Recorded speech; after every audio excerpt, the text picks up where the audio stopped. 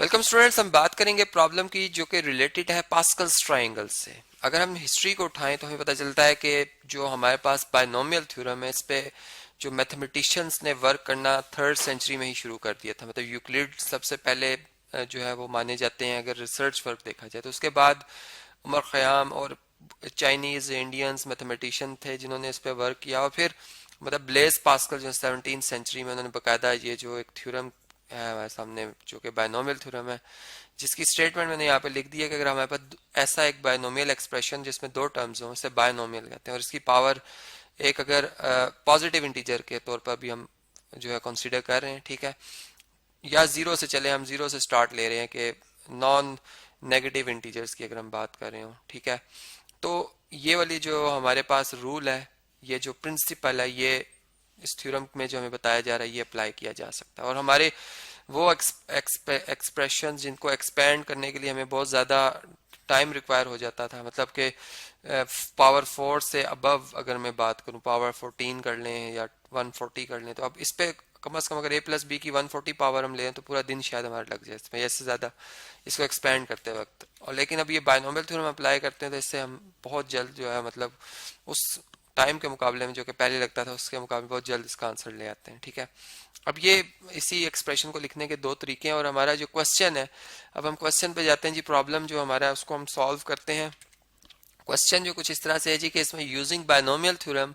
Expand the following, ठीक है। अब हमने इसमें किसे एक्सपैंड करना है जी? इसमें हमने एक्सपैंड करना है, ये हमारे पास बायनोमियल एक्सप्रेशन है जिसमें कि a square root of a over x, ये फर्स्ट टर्म है, ठीक है, इसे मैं फर्स्ट टर्म, इसे हम ए कह देते हैं, और minus square root of x over a जो है ये हमारी सेकंड टर्म है नेगेटिव में, ये बी है, ठीक है। और इसमें जो एक्सपोनेंट है वो है एन, ठीक है। तो बायनोमियल थ्योरम चले मैं यहाँ पर दोबारा कॉपी करता हूँ, जो कि असल में हमें जो रिक्वायर है यहाँ पर, चले मैं उस इक्वेशन को यहाँ पर पहले इसको इस पिक्चर को हम यहाँ से डिलीट कर लेते हैं, ठीक है। ये भी हमें रिक्वायर्ड नहीं है, इसे भी हम डिलीट कर लेते हैं। ये जो हमें फार्मूला ये रिक्वायर है, ठीक है, हम इससे अपने सामने रख लेते हैं यहाँ पर, ठीक है। अब देखें इसमें एक्स और वाई से मैंने इसको रिप्रेजेंट किया फर्स्ट और सेकंड टर्म को, जहाँ जहाँ मैं ए और बी लिख रहा हूँ, ठीक है। तो इस थ्योरम के मुताबिक हम लिखेंगे square root of a over x, ठीक है, प्लस, अब यहाँ पे मैं ब्रैकेट पुट करूंगा, negative of x over a, ठीक है जी। और इसका मतलब ये इस तरह से एक ब्रैकेट और ये फिर मेन ब्रैकेट जो आ रही है, इसमें पावर 6 लिख देंगे हम। अब ये किसके इक्वल होगा? इसमें चूंकि एक्सपोनेंट 6 है तो पास्कल्स ट्राइंगल अगर आप देखें तो उसमें भी हमने देखा था कि हम इस तरह से एक ट्राइंगल बनाते हैं जिसमें हम कोफिशिएंट्स लिखते हैं, ठीक है। और इसमें हम नंबर ऑफ वेज भी लिखते हैं, मतलब जब हम मल्टीप्लाई कर रहे होते हैं, और फिर कॉम्बिनेशन का जो कंसेप्ट था कि जब हम पावर 2 लिख रहे होंगे किसी बायनोमियल एक्सप्रेशन की तो उसके कोफिशिएंट जो है वो 1, 2 और 1 आएंगे। और अगर आप देखें तो इसमें फर्स्ट और लास्ट जो कोफिशिएंट को ऐड करने से मिड वाला कोफिशिएंट बनता है, ठीक है। या हम यूं कह सकते हैं कि इन तीनों का अगर सम किया जाए तो ये 2 की पावर 2 बनेगी, और इधर अगर आप देखें तो ये 2 की पावर 1 बनेगी। तो ये बातें हमने सारी जो है ऑलरेडी डिस्कस की हुई हैं। कोफिशिएंट्स का सम क्या होगा, किस पास्कल्स ट्राइंगल बनेगी, वो आप कंसेप्ट लेक्चर में देख सकते हैं, ठीक है। तो यहाँ पर कॉम्बिनेशन या चॉइस जो हम लेते हैं इन ऑब्जेक्ट्स में से जीरो टाइम, अब हम ये जो नंबर ले रहे हैं इनके प्रोडक्ट की हम बात कर रहे हैं, ठीक है, कि हम ये चाहते हैं कि जो सारी बात है कि अगर मैं किसी वेरिएबल की पावर n चाह रहा हूं तो वो अपने आप से n-1 टाइम मल्टीप्लाई होगा, और खुद वो एक दफा एक उसकी अपनी पावर और n-1 जो नेक्स्ट एक्स आ रहे हैं तो वो कंबाइन करेंगे तो वो n-1 + 1 यानी n हो जाएगी पावर, ठीक है। तो यहाँ भी यही बात है कि हम x पावर n मीन्स के हमारे पास जो फर्स्ट टर्म है हमारी वो है square root of a over x। मैं ये चाहता हूँ कि मैं ये वाले जो प्रोडक्ट है वो जब मल्टीप्लाई करने जाऊं तो कितनी दफा लिख सकता हूँ, तो वो मैं 1 टाइम ही लिख सकता हूँ कि जिसमें जो फर्स्ट टर्म है मेरी under root a over x जो है वो 6 इसकी पावर हो, और फिर दूसरे की जाहिर बात है दूसरी टर्म की पावर खुद ब खुद 0 बन जाएगी, क्योंकि जो हमारे पास रूल है मल्टीप्लिकेशन के उसके हिसाब से भी अगर देखा जाए तो जब हम मैक्सिमम 6 क्वांटिटीज ही मल्टीप्लाई कर रहे हैं तो 7 तो हो नहीं सकती, ठीक है। यह आ जाएगा प्लस NC1। अब देखें इसमें n हमारा 6 है तो मैं से 6C0 6 चॉइस 0 6 चॉइस 1, ठीक है। अब इसमें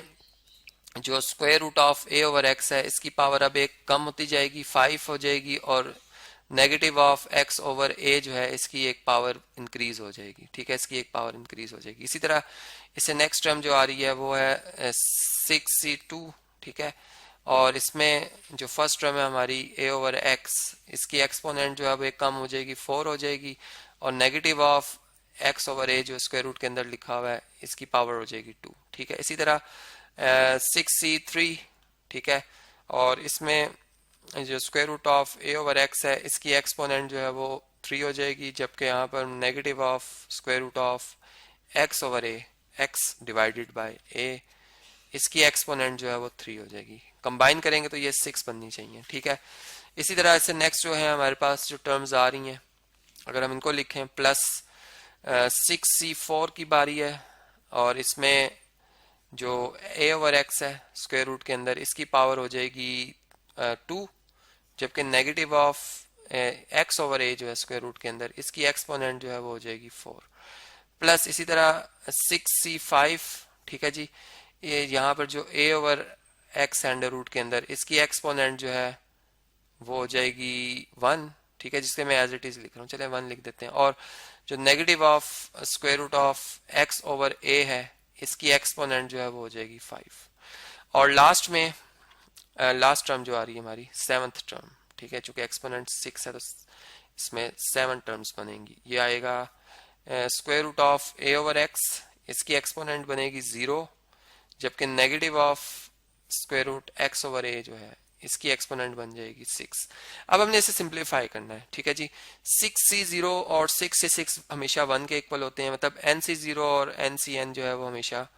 1 ही के इक्वल होते हैं, तो ये तो हमें ऑलरेडी पता था। यहाँ पे हम 1 टाइम, और ये भी 1 के इक्वल है, किसी भी नॉन जीरो नंबर की पावर 0 जो है वो 1 के इक्वल होती है, ठीक है। अब ये जो है स्क्वायर रूट, ये 1/2 पावर होती है, तो यहाँ पे हम लिखेंगे a ओवर x, इसकी एक्सपोनेंट 6 ओवर 2 बनेगी, मतलब 6 ये ली एक्सपोनेंट, और 2 जो है वो 1/2 जो है वो अंडर रूट की, तो ये 6 और 2 कैंसिल हो जाएंगे, 3 आ जाएगा, तो हम यहाँ पे लिख सकते हैं क्यूब, ठीक है। ये आपको बात क्लियर होगी, फर्स्ट टर्म सॉल्व होगी। इसी तरह जो 6c1 है वो 6 के इक्वल होता है, ठीक है, और इसको भी आप सॉल्व कर सकते हैं कॉम्बिनेशन के फार्मूला से कि 6c1 अगर हम ओपन करें तो ये इक्वल होगा 6 फैक्टोरियल ओवर 1 फैक्टोरियल, और फिर 6 और 1 का डिफरेंस होता है 5 फैक्टोरियल से। अब जब 6 फैक्टोरियल को ओपन किया जाएगा तो हम इसे 6 इंटू 5 फैक्टोरियल लिख सकते हैं। 5 फैक्टोरियल से कैंसिल, 1 फैक्टोरियल 1 ही का इक्वल होता है, 6 डिवाइडेड बाय 1, आंसर 6 आ जाएगा, इस तरह से, ठीक है। इसे तमाम कॉम्बिनेशन आप जो है वो सॉल्व करेंगे और इसके बाद इसका आंसर जो है वो लिखते जाएंगे, ठीक है। मैंने आपके लिए कुछ हेल्प कर दी है यहाँ पर। अब ये जो square root of a over x है इसकी एक्सपोनेंट 5 आ रही है, जबकि ये माइनस का एक तो साइन है, तो ये प्लस और माइनस जब मल्टीप्लाई होंगे तो इसको माइनस बना देंगे, नेगेटिव बना देंगे, ठीक है। यहाँ पे एक तो नेगेटिव का साइन आएगा, और अब जो ये इसके साथ फैक्टर इसका जो सेकंड एक्स ओवर ए, ये 1 टाइम इस तरह से मल्टीप्लाई होगा, प्लस इसी तरह ये स्क्वायर है तो प्लस ही साइन आएगा, ठीक है। इसको भी आप सॉल्व करेंगे, 6c2 को आप सॉल्व करेंगे, मतलब ये नेक्स्ट आपका होमवर्क है, आप इसे सिंप्लीफाई करेंगे। मैंने कॉन्सेप्ट लेक्चर्स में सब ये बताया हुआ है कि किस तरह से इसे एक्सपेंड किया जाता है, ठीक है। तो ये आपकी असाइनमेंट है, और इसे आप फिर